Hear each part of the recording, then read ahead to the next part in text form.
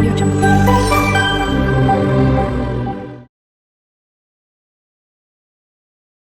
আসসালামু আলাইকুম, সবাই কেমন আছেন? আশা করি সকলে খুব ভালো আছেন। আলহামদুলিল্লাহ আমিও খুব ভালো আছি। তো চলে এসেছি আবার একটা নতুন রেসিপি নিয়ে আপনাদের সাথে শেয়ার করতে। তো রেসিপিটা হচ্ছে, তো এখানে দেখতে আমি চিকেন নিয়েছি। তো আজকে আমি বানাচ্ছি চিকেন দো পেঁয়াজা। তো এখানে চিকেন দো পেঁয়াজা বানানোর জন্য আমি এখানে কী কী ইউজ করছি চলুন সেগুলো আগে দেখে নিন।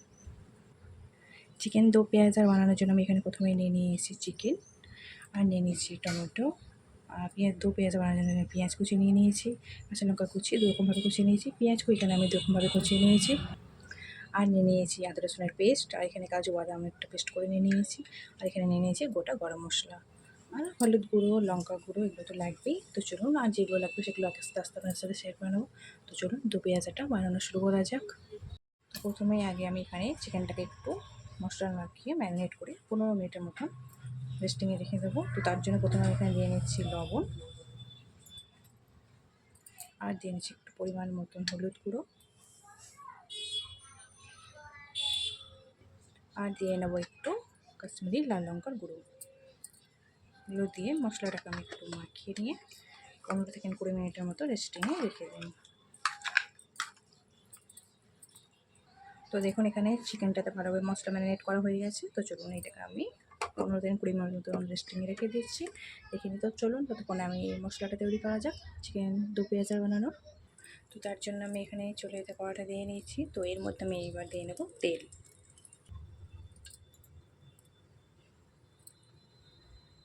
তেলটা গরম হয়ে গেছে, তো এর মধ্যে দিয়ে নিচ্ছি গোটা গরম মশলা। গরম মশলাটাকে ভালোভাবে তেলের মধ্যে একটু ভেজে নিচ্ছি যতক্ষণ না এর মধ্যে দিয়ে একটু গন্ধটা বের হয়ে আসছে তেলের সাথে। গরম মশলাটা ভাজা হয়ে এসেছে, তো এর মধ্যে আমি এবার পেঁয়াজ কুচি আর টমেটো কুচিগুলো এর মধ্যে আমি দিয়ে নিচ্ছি। দিয়ে নিয়ে ভালোভাবে এবার এগুলোকে ভেজে নেবো যতক্ষণ না এর মধ্যে তেল বের হয়ে আসছে, শুদ্ধ হয়ে যাচ্ছে ভালোভাবে। এর মধ্যে দিয়ে নিচ্ছি কাঁচা লঙ্কা কুচিগুলো কিন্তু এর মধ্যে দিয়ে নিচ্ছি। দিয়ে নিয়ে ভালোভাবে আমি ভেজে নেবো।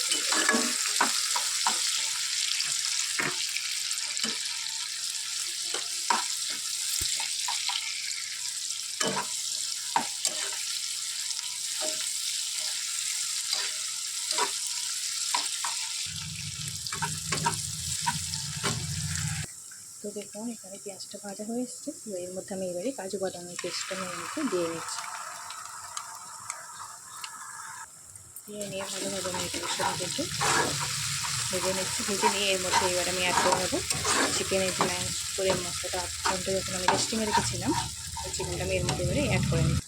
তো চলুন চিকেনগুলো আমি এর মধ্যে দিয়ে নিচ্ছি। দিয়ে নিয়ে ভালোভাবে এর সঙ্গে আমি মশলাগুলোকে মিক্সড করে ভালোভাবে কষতে থাকবো যতক্ষণ না একটু তেলটা বের হয়ে আসছে।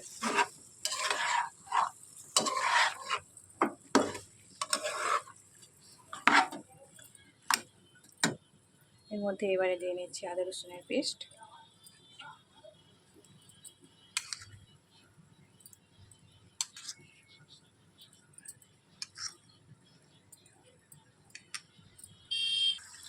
চলো চিকেনটাকে ভালোভাবে এবারে মশলার সাথে কষতে থাকতে হবে। চিকেনটাকে আমি ভালোভাবে মশলাগুলোর সঙ্গে কষে নিই। এইবার আমি এর মধ্যে একটু অ্যাড করে নিচ্ছি একটু টক দই, যাতে তেল মশলা চিকেন তেলটা খুব তাড়াতাড়ি কেটে আসে বা বের হয়ে আসে। দিয়ে নিয়ে ভালোভাবে চিকেনের সাথে মশলাগুলোর সঙ্গে একসাথে ভালোভাবে আর একটু কষে নেব।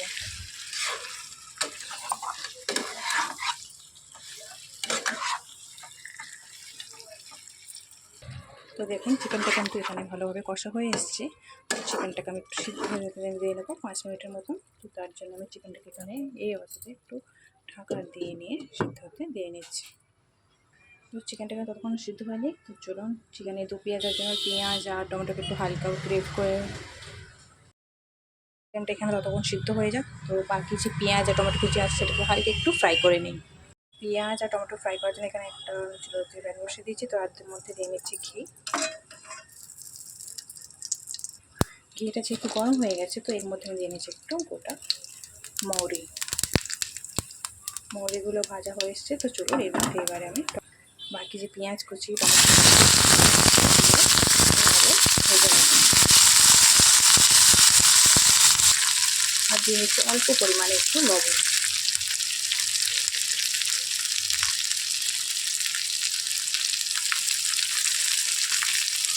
কোনো কিন্তু ডিপ ফ্রাই করবো না, হালকা ভাবে কাঁচা গন্ধটা দূর করার মতন ভেজে নিয়ে এগুলো আমি তুলে নেব।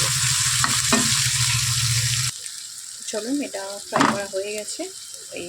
এইগুলোকে আমি চিকেনের মধ্যে অ্যাড করে নেব। তো দেখো এখানে কিন্তু চিকেনটা সিদ্ধ হয়ে এসছে। চলুন, এর মধ্যে আমি এই ফ্রাই করেগুলো আমি এর মধ্যে সব দিয়ে নিচ্ছি। আর উপর থেকে দিয়ে নিচ্ছি কসুরি মেথি। দিয়ে নিয়ে ভালোভাবে আমি মশলাগুলোকে আবার একটু কষে নেব। নিয়ে 5 মিনিটের মতন সিদ্ধ করে নিলে তৈরি হয়ে যাবে চিকেন দু পেঁয়াজা। তো চলুন, এটাকে আমি আর একটু 5 মিনিটের মতন সিদ্ধ করে নিচ্ছি। সিদ্ধ করে নিয়ে ফিরে আসছি। তো দেখুন এখানে কিন্তু একেবারে তৈরি হয়ে গেছে। তো সহজে আমি এখানে বানিয়ে নিয়েছি কিন্তু চিকেন দু পেঁয়াজা। তো আপনারা চাইলেও বাড়িতে বানিয়ে নিতে পারেন এইভাবে খুব সহজেই। তো দেখতে পাচ্ছেন এখানে কিন্তু রান্নাটা আমার হয়ে গেছে। তো চলুন আমি এটাকে একটু প্লেটিং করে নিয়ে ফিরে আসছি। এখানে কিন্তু একেবারে তৈরি করে নিয়ে চলে এসেছি চিকেন দু পেঁয়াজা।